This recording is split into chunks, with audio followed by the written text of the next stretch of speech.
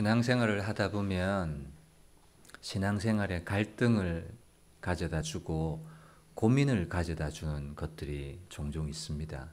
대부분 핵심이 그거더라고요. 내 것과 하나님 사이에서 이거 서서 이게 고민이 되고 갈등이 되는 경우가 있다는 것을 경험합니다.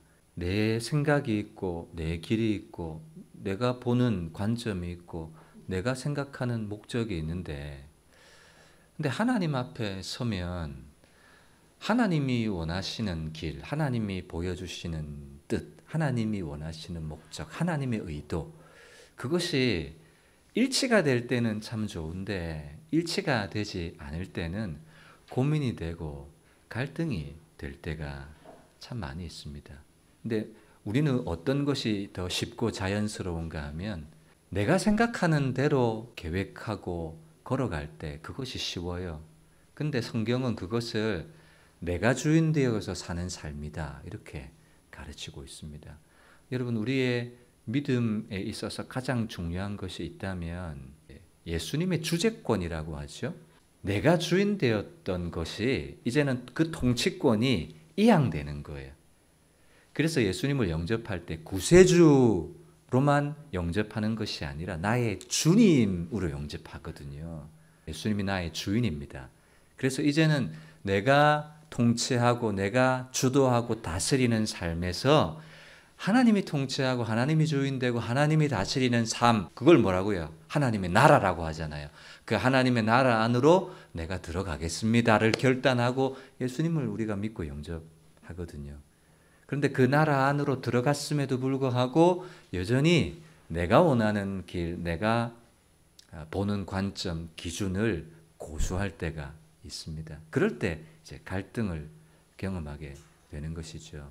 아까 말씀드렸던 베드로 역시도 예수님 십자가 고난 받고 죽임을 당하고 사흘 만에 부활한다? 베드로 기준에서, 베드로가 생각하는 메시아 상에서는 절대로 죽어서는 안 될 메시아거든요. 그러니까 자기 생각에서 예수님 절대 그런 일은 일어나서는 안 됩니다. 지금 뭐가 일어나는 거예요? 베드로의 생각, 베드로가 갖고 있는 자기 뜻과 하나님의 길이 갈등이 일어나고 충돌이 일어나니까 예수님으로부터 사탄이라는 책망을 듣고 너는 나를 넘어지게 하는 자다, 이런 말을 듣게 되는 것이죠. 그래서 여러분, 우리의 인생을 통해서, 신앙의 여정을 통해서 어떤 일이 일어난가 하면 저는요, 서서히 확 일어나는 경우도 있지만 서서히 무게중심이 이동되어져 가는 여정에 있다, 이렇게 생각합니다. 어떤 무게중심이요? 내 중심에서 내가 주도하는 인생에서 이제는 신앙생활을 하면 할수록, 하나님의 말씀을 배우면 배울수록 하나님의 통치를 더 우선적으로 여기는 비중과 무게가 조금씩 더 이제 옮겨져 가는 그런 과정이 저와 여러분들의 믿음의 여정이 아닌가, 그렇게 생각합니다. 이방인 고넬료가 베드로, 유대인 베드로를 자기 집안에 초청해서 말씀을 듣고 또 수일을 머물러요. 그리고 먹어요. 뭐 먹는다는 말은 교제한다는 말이거든요. 이 소문이 예루살렘에 퍼집니다. 들려지게 돼요. 근데 예루살렘에서는요, 난리가 납니다. 오늘 말씀이 어떻게 시작합니까? 유대에 있는 사도들과 형제들이 이방인들도 하나님의 말씀을 받았다 함을 들었어요. 처음 들었던 소식은 뭐예요? 이방인들도 하나님의 말씀, 여러분 여기 하나님의 말씀이 뭐라 했죠? 생명 얻는, 구원 얻는 복음이에요. 복음. 이방인들도 복음을 들었다, 이런 소식을 들었거든요. 그러면 이건 좋은 일이에요, 안 좋은 일이에요? 당연히 좋은 일이죠. 당연히 좋은 일이고 감사해야 될 일이고 영광을 돌려야 될 일임에도 불구하고 감사하지 못하고 영광을 돌리지 못하고 도리어 뭐합니까? 베드로가 예루살렘에 올라갔을 때 베드로를 비난하고 공격하는 거예요. 왜? 이방인 집에 먹고 마셨냐? 아니, 이방인들이 복음을 받았다 함을 들었는데 좋은 일은 싹 빼버리고, 원래 비난하고 공격하는 사람들이 그렇잖아요. 좋은 점은 싹 빼버리고 뭐만 얘기해요? 안 좋은 점만 다 얘기하는 사람들이 다 비난하는 사람들의 특징이에요. 왜 이 유대인들이 좋은 점, 장점, 복음을 받았다는 것 감사하고 영광을 돌리지 못했을까요? 왜 그렇게 못했을까요? 지금 유대인들은 뭐가 가득해 있어요? 자기 생각, 자기 길, 자기 목적, 그걸 풀어내면요, 유대 민족주의인 거예요. 민족주의, 유대주의, 유대인들, 이게 특별한 그러니까 선민 사상이죠. 민족주의가 강했고 유대주의가 강했고 선민 사상이 강했기 때문에 감사할 틈이 없는 거예요. 영광을 돌릴 틈이 없는 거예요. 그러니까 자기 테두리가 너무 강하면 수용할 수가 없고 받아들일 수가 없어요. 책 한 권 읽은 사람이 제일 무섭다잖아요. 그거 하나밖에 모르는 거예요. 그러니까 다른 가르침이나 다른 것을 받아들이거나 수용할 수가 없어요. 여러분, 다양한 많은 것들을 경험하고 체험하는 것은 상당히 중요합니다. 왜냐하면 저럴 수도 있구나. 저런 경우도 있구나. 이렇게 다양한 관점과 시각이 생겨서 우리로 하여금 분별력을 향상시켜 내는 작용을 하거든요. 근데 한 가지만 경험하면 뭐밖에 몰라요? 우물한 개구리가 되는 거예요. 이것이 전부인 줄 알아요. 절대 그렇지 않아요.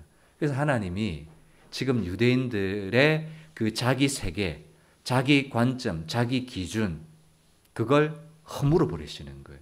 예수님께서 분명 말씀하신 지상 명령은요, 사도행전 1장 8절과 마태복음 28장 19절 20절에 보면 너희가 성령을 받아서 땅끝, 분명히 땅끝을 딱 선언하고 있습니다. 그리고 마태복음 28장 19절 20절 말씀에도 보면 너희는 가서 모든 민족이라고 딱 명시가 되어 있어요. 땅끝과 모든 민족이 명시가 안 되어 있는 것이 아니라 분명히 명시가 되어 있어요. 아브라함을 부를 때부터 내가 너를 통해서 모든 민족이 복을 받게 하겠다. 그러니까 유대인은요, 교회는 모든 민족이 복을 받게 하는 일에 수종드는 도구고 일꾼인데 하나님의 뜻과 명령과 하나님의 의도에 수용을 하고 받아들여야 되는데 그 땅끝이라는 모든 민족과 족속이라는 그것이 수용이 안 되는 문제가 지금 있는 것이죠. 자기 것에, 예루살렘 교회가 자기 것에 사로잡혀 있는 거예요. 그래서 성령께서 베드로를 인도하셔서 이것들을 파괴해버리시는, 허물어버리시는 그런 일들을 하시는 것이죠. 여러분, 지금 우리는 지금 11장에 왔습니다. 10장과 11장 이전의 말씀들을 살펴보면 우리는 다 알기 때문에 모든 민족이라는 개념을 알고 있습니다. 그런데 지금 이 유대인들의 입장에서 앞에 말씀들을 한번 살펴보도록 하겠습니다. 성경 몇 구절을 화면을 통해서 한번 보겠습니다. 먼저 사도행전 2장 21절의 말씀을 보세요. 베드로의 설교입니다. 뭐라고 설교? 이 오순절 베드로의 설교인데요. 누구든지 주의 이름을 부르는 자는 구원을 받으리라 이렇게 설교했습니다. 지금 이 베드로 속에는 누구든지 주의 이름을 부르는 자 할 때 이 누구든지는 어느 영역의 누구든지입니까? 우리는 지금 이 신약의 말씀을 다 알고 있기 때문에 누구든지는 모든 인류와 종족과 피부색을 초월한 누구든지라는 걸 알고 있어요. 그러나 지금 이 10장과 11장을 경험하기 전 베드로의 설교 속에 누구든지는요, 유대인 중에 누구든지 주의 이름을 부르는 자는 구원을 받을 거야. 베드로는 지금 그렇게 설교한 거예요. 그리고 또 한 구절, 사도행전 2장 39절 40절 또 베드로의 설교가 이어집니다. 베드로가 이르되 너희가 회개하여 각각 예수 그리스도의 이름으로 침례를 받고 죄사함을 받으면 성령을 선물로 받으리라. 성령의 선물을 받으리니 39절. 이 약속은 누구에게 주신 약속이냐? 너희와 너희 자녀와 모든 먼데 사람. 여러분, 베드로가 생각할 때 모든 먼데 사람은 어디까지입니까? 디아스포라 유대인까지. 유대인 중에서 멀리 떨어져 있는 그 사람 중에 하나님이 얼마든지 부르시는 자들에게.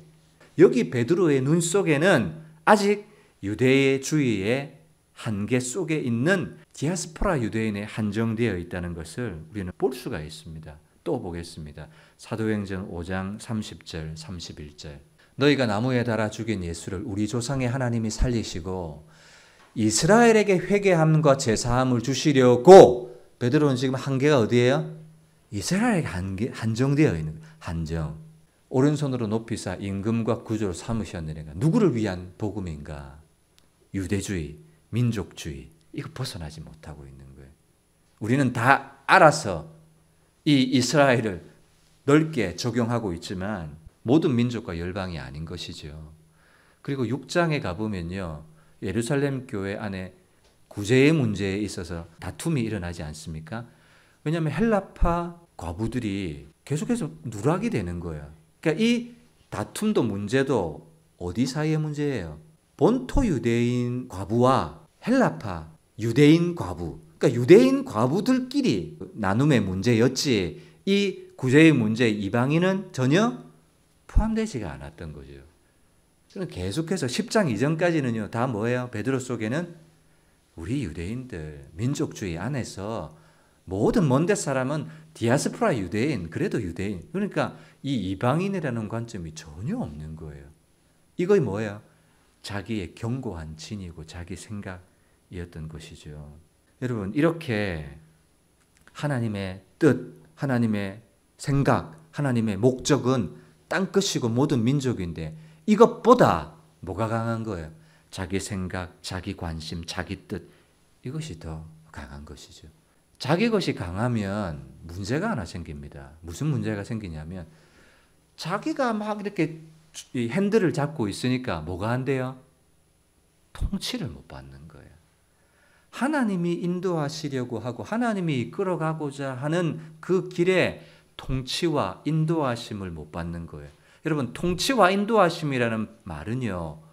보호가 포함되는 거예요. 보호. 하나님이 통치하시고 인도하시니까 뭐가 와요? 때로는 위기가 와도 하나님이 다 커버를 해주시고 보호를 해주시고 안전을 주시고 샬롬을 주시거든요. 그러니까 통치의 개념 속에는 공급이라는 개념 다 포함되어 있는 거예요. 통치 그 속에는 보호, 공급, 그죠? 평화, 화평 이런 것들이 다 포함되어 있는 거예요. 근데 내가 강해요. 그러면 위기가 와요. 누가 해결해야 돼요? 자기가 해결해야죠. 여러분 그러니까 자기가 해결하고 자기가 주인된 인생에는 뭐가 없냐 하면 샬롬이라는 것이 없는 거예요. 왜냐하면 자기가 늘 해야 되니까 이거 어떡하지? 저거 어떡하지? 모든 문제 앞에서는 자기가 염려하는, 자기가 길을 찾는 거예요. 그 사람에게 어떻게 평안히 눕고 편안하게 먹고 마시고 되겠습니까? 누워도 문제가 생각이 나고 길이 생각이 나야 되고 고민이 생각나고. 그런데 그분이 핸들을 잡고 그분이 통치하시면 어디에 앉아 있어요? 뒷자리에 앉아 있는 거예요. 조수석에 앉아도 말이 많아요. 조수석에 앉아보면 말이 많아요. 근데 뒷좌석에 딱 앉아 있으면 어찌 운전하든 말든 그냥 편안하게 앉아 있는 거예요. 그게 평강이에요. 평강. 그게 샬롬이에요. 내가 붙잡고 있는, 내가 주인 되고 통치하고 다스리신다. 그래서 여러분 그리스도인들은 왕이신 나의 하나님, 그분이 왕이시다는 걸 늘 고백하고 인정하게 되는 것이죠. 베드로가 이 비난자들을 대해서 해명을 합니다. 해명한 말들은 길지만 다 읽지 않겠습니다만 뭔가 하면 차례대로 쭉 설명합니다. 그 핵심이 뭔가 하면 이거예요. 내가 가고 싶어 간 거 아니다. 그거예요. 그죠? 환상을 통해서 바구니가 광주리가 내려왔고 난 먹을 수 없다 했는데 먹으라 했고 3번이나 그런 일이 있었고 성령이 또 의심하지 말라고 하더라고요. 그러니까 요약하면 뭐예요? 내가 가고 싶어 간 거 아니다. 성령이 가게 하셨다. 갈 수밖에 없도록 하셨다. 그리고 내가 화평의 복음을 전하기 시작하는데 성령께서 갈 수밖에 없도록 하신 그 성령께서 우리에게 오순절 마가다락방에 부어졌던 성령과 똑같은 질이, 성격이 똑같은, 뭐 조금이라도 다른 성령이 아니라 똑같은 성령이 동일하게 그 모인 온 고넬료 온 가정에 부어지시는 것을 내가 봤다. 그러니까 뭐예요? 이거 하나님이 하시더라. 성령께서 하시더라. 가게 하시더라. 부어주시더라. 내가 하고 싶어 한 것이 아니라 성령께서 하게 하셨다. 그리고 그때 성령께서 내게 깨달음을 한 게 주셨는데 그게 뭔가 하면 16절 내가 주의 말씀이 하나 생각이 난 거예요. 요한은 물로 침례를 베풀었으나 너희는 성령으로 침례를 받으리라 하신 말씀이 생각났노라. 이거 누가 생각나게 하신 거예요? 성령께서 생각나게 하신 거예요. 근데 이 말씀은 어떤 말씀인가 하면 예수님께서 승천하기 전에 제자들에게 주셨던 말씀이에요. 이 말씀이 사도행전 1장 5절의 말씀이에요. 1장 5절. 자, 보세요. 4절부터 볼게요. 사도와 함께 모이사 그들에게 분부하여 이르십니다. 예루살렘을 떠나지 말고 내게서 들은 바 아버지께서 약속하신 것을 기다려. 이건 뭐예요? 성령이잖아요. 그리고 5절. 요한은 물로 침례를 베풀었으나 너희는 몇 날이 못되어 성령으로 침례를 받으리라. 여러분, 여기 너희는 이때까지는 유대인 너희였어요. 그런데 지금이 생각났대잖아요. 너희는 성령으로 성령 침례를 받으리라 하신 것이 생각났노라. 여기 너희는 누구예요? 이방인들도 포함된 너희라는 사실을 성령께서 성령 부어주시는 것을 통해서 나에게 깨닫게 해주시더라.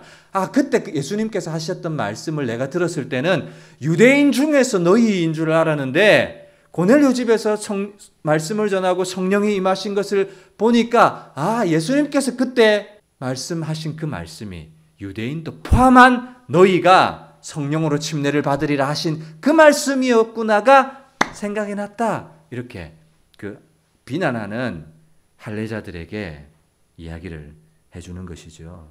여러분, 베드로가 지금 이렇게 인도받고 있는 이 모습을 보면 저는 이 모습이요, 우리의 모습이어야 된다고 생각합니다. 성도의 모습이 이래야 되고요, 교회의 모습이 이래야 돼요. 왜일까요? 여러분, 성도는, 그리고 교회는 자기 생각과 계획대로 막 달려가는 공동체가 아닙니다. 하나님, 내 길이, 내 계획이 이것이오니 이 길로 가게 해주세요. 그것이 아니잖아요.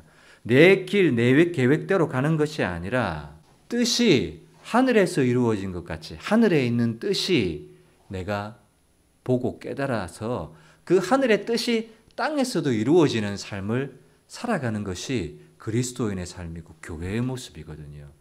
내 뜻과 내 계획을 주장하고 관찰하는 것이 아니라 우리에게 중요한 것은 뭐예요? 하나님의 뜻이 뭔가? 하나님의 의도가 뭔가? 하나님의 목적이 뭔가? 하나님의 관심이 어디에 있는가? 내 것을 버리고 하나님의 것에 시선을 어디에 두는가가 중요한데 우리의 시선은 늘 어디로 가 있느냐 하면 우리는 육체가 있다 보니까 먼저 내 것에 시선이 가 있을 때가 있거든요. 여러분, 교회와 그리스도인들은 하나님의 뜻을 보고 깨닫고 그 뜻을 이 땅에서 살아내는, 인도함을 받아내는 그런 공동체라는 사실을 꼭 기억하셨으면 좋겠습니다. 여러분, 시편 37편 23절, 24절 말씀 보겠습니다. 같이 읽습니다. 시작. 여호와께서 사람의 걸음을 정하시고 그의 길을 기뻐하시나니. 여러분, 교회의 길과 그리스도인의 길, 하나님 나라 백성의 길, 하나님이 뭐 하신대요? 알고 계신대요. 정하셨다는 말이 알고 계신다는 말이잖아요. 그 정하시고 정하신 그 길을 하나님이 기뻐하신대요. 기뻐하신다는 말은 무슨 말이에요? 하나님께서 그 정하신 길을 인도해 가신다는 거예요. 하나님의 뜻과 계획을 인도해 가신다는 거예요. 그래서 혹 뭐예요? 넘어질 수 있어요. 하나님이 인도해 가시고 하나님이 주장해 가시는 그 인생 가운데도 넘어짐이, 실수가, 삐끄덕거림이 전혀 없어요. 반드시 가다가 그러면 안 되지만 이 길이 아닌가비요. 그러면서 다시 돌아가는 경우도 있어요. 혹 넘어지나 길을 잘못 찾으나 그러나 아주 엎드러지지 아니함은 어떻게 돼요? 여호와께서 그의 손으로 붙들어 주시는 거예요. 여러분, 이걸 뭐라고 해요? 그의 손으로 붙들어 주신다는 걸 뭐라 그러냐면 강권이라고 해요. 강권. 하나님이 딱 채가지고 혹 잘못된 길을 가더라도 딱 붙잡아서 요다. 딱 붙잡아서 그래 요다. 그래서 어떻게 돌아왔는데 지금 서 있는 모습을 보니까 하나님 인도하셨구나. 이런 고백이 나오는 거예요. 그때 조금 우리가 실수했던 것 같고 돌아온 것 같기도 한데 지금 이 자리에 서서 보니까 하나님이 강권하셨구나. 하나님이 인도하셨구나. 하나님이 우리의 길을 기뻐하셨구나. 그 사실을 깨닫게 되는 것이죠. 그래서 아까 우리가 불렀던 찬양도 나의 가는 길 주님 인도하시네. 그 일을 만났을 때는 보이지 않고 내가 막 혼자 고민한 것 같았는데 그는 보이지 않아도 날 위해 일하시네.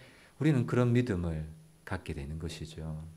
하나님이 강권하시고 인도하시는 경우도 있지만 그런 한 측면만 봐서는 안 됩니다. 반대의 경우도 있습니다. 하나님의 뜻이 이 땅에서 이루어지는 것 중요하지요. 그런데 또 다른 성경을 보면요. 마태복음 16장에 보면 내가 천국 열쇠를 너희에게 교회에게 주노니 하면서 너희가 땅에서 매면 하늘에서도 매인다. 네가 무엇이든지 땅에서도 풀면 하늘에서도 풀린다 라고 하는 거예요. 그러니까 먼저 하나님의 뜻이 중요하고 우리는 그것을 보고 깨닫는 것이 필요하지만 교회에게 주신 약속이에요. 네가 하나님 나라 백성이고 교회고 성도라면 네가 먼저 해야 될 것도 있다는 것을 놓쳐버리면 안 돼요. 균형을 가지시라고요. 하나님의 뜻을 구하고 하나님의 인도를 우리는 받아야 됩니다만 그러나 우리 편에서도 뭘 놓치면 안 돼요? 내가 먼저 매야 될 거. 그 말은 뭐예요? 네가 먼저 시작해라 그 말이에요. 교회가 먼저 시작해라 그 말이에요.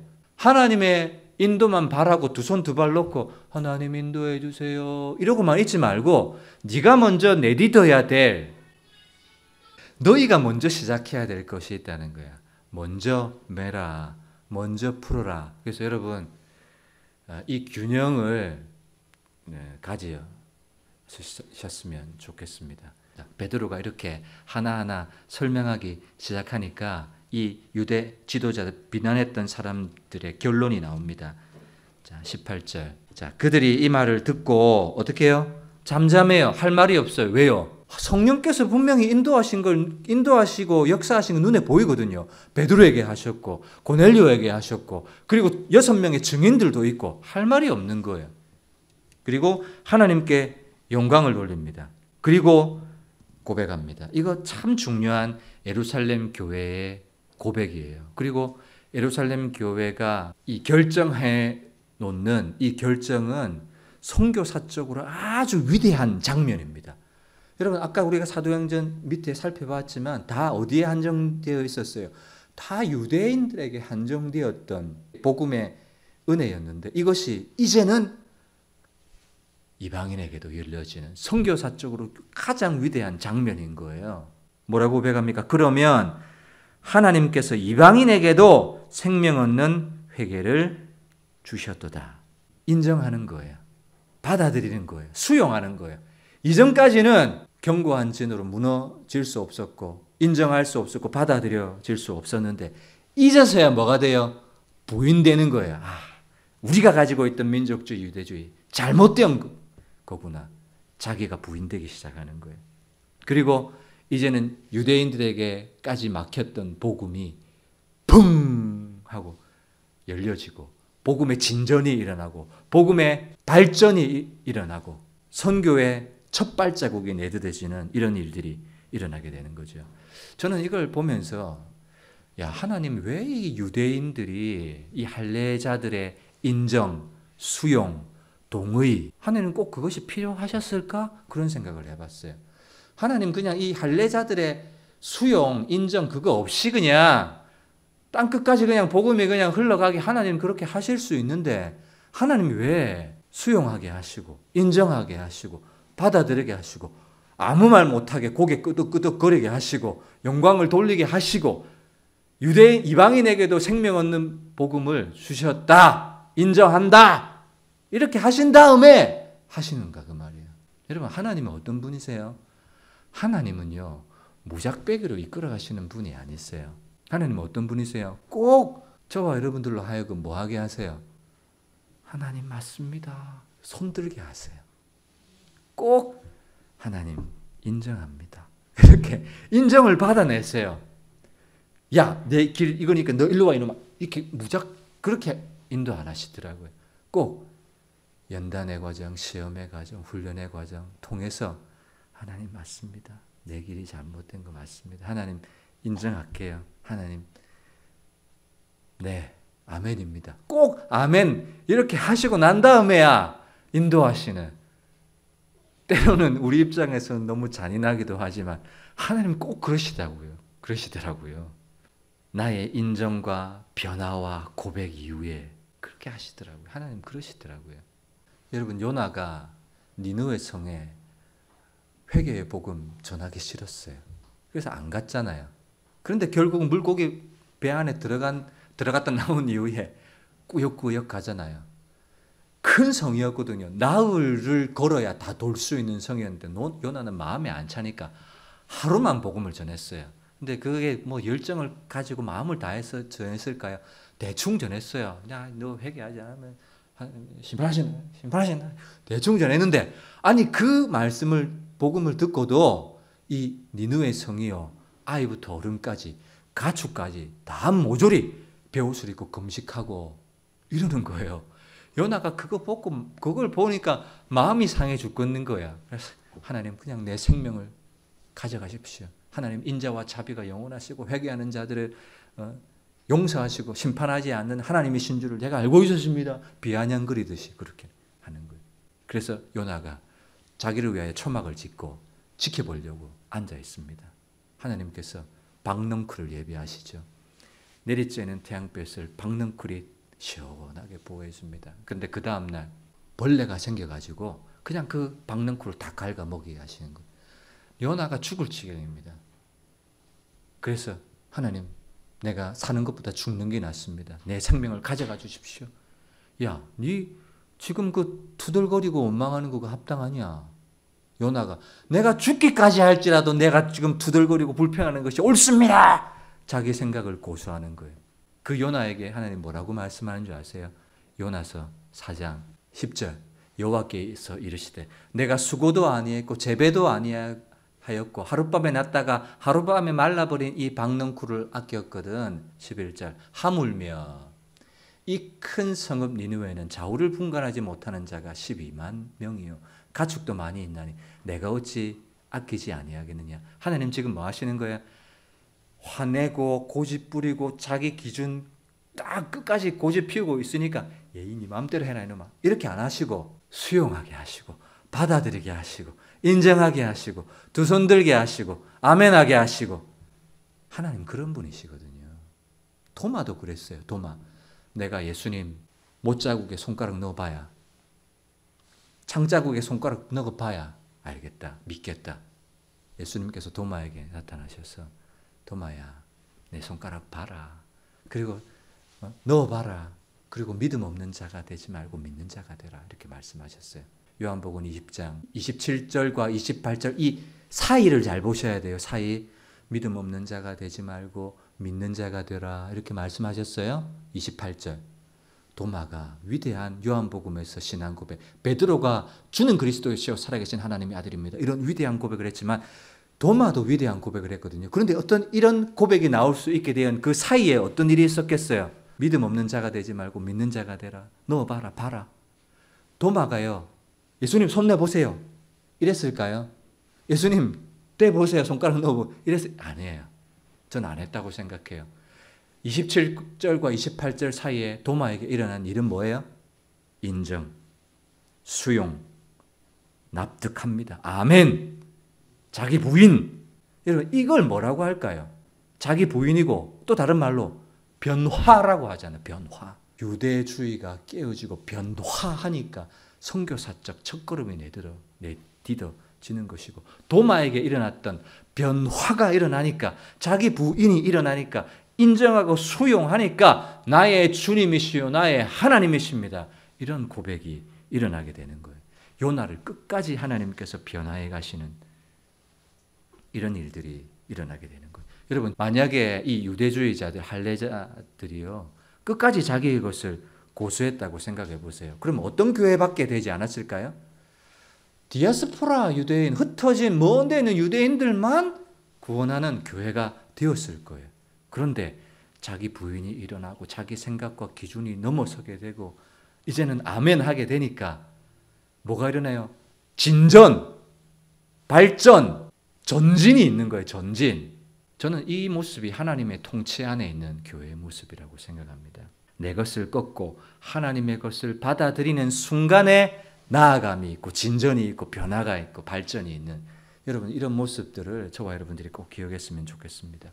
마무리하겠습니다. 누구나 자기 것을 중요하게 여깁니다. 자기 생각, 자기 관심, 자기 뜻, 자기 목표가 중요하지만 저는 그것이 하나님 앞에 엄청난 장애물이 될 수 있다고 생각합니다. 그래서 내 중심에서 예수님 중심으로 옮겨지는 것, 말씀 중심으로 옮겨지는 것, 기도를 통해서, 말씀을 통해서, 성령을 통해서 계속해서 우리가 하나님의 통치 안으로 계속해서 들어가는 것, 그게 중요하지 않겠습니까? 그래서 이 말씀을 통해서 저와 여러분들이 이렇게 기도했으면 좋겠어요. 하나님, 저는 아무것도 모릅니다. 저는 어립니다. 제가 뭘 알겠습니까? 한낱 제가 보는 것, 판단하는 것, 계산하는 것, 잠 못 이루고 고민하는 것, 그거 해봐야 얼마나 되겠습니까? 저는 아이같이 어려서 어디로 가야 될지, 무엇을 결정해야 될지 아무것도 모르는 아이입니다. 그래서 주님, 주님의 인도가 필요합니다. 주님, 저를 가르쳐 주십시오. 저를 통치해 주십시오. 저희 왕이 되어 주십시오. 여러분, 자기 것이 깨어지고 포기되어지는 것, 우리 입장에서는 아프고 고통스러운 일이지만 여러분 꼭 기억하셔야 돼요. 그것이 축복이에요. 내 걸 고수하면 진전이 발전이 일어나지 않지만 내 걸 깨어지고 바꾸고 막 하나님 끄집어 당길 때는 막 뒷걸음질 치고 불편할지 모르지만 그것이 복이구나.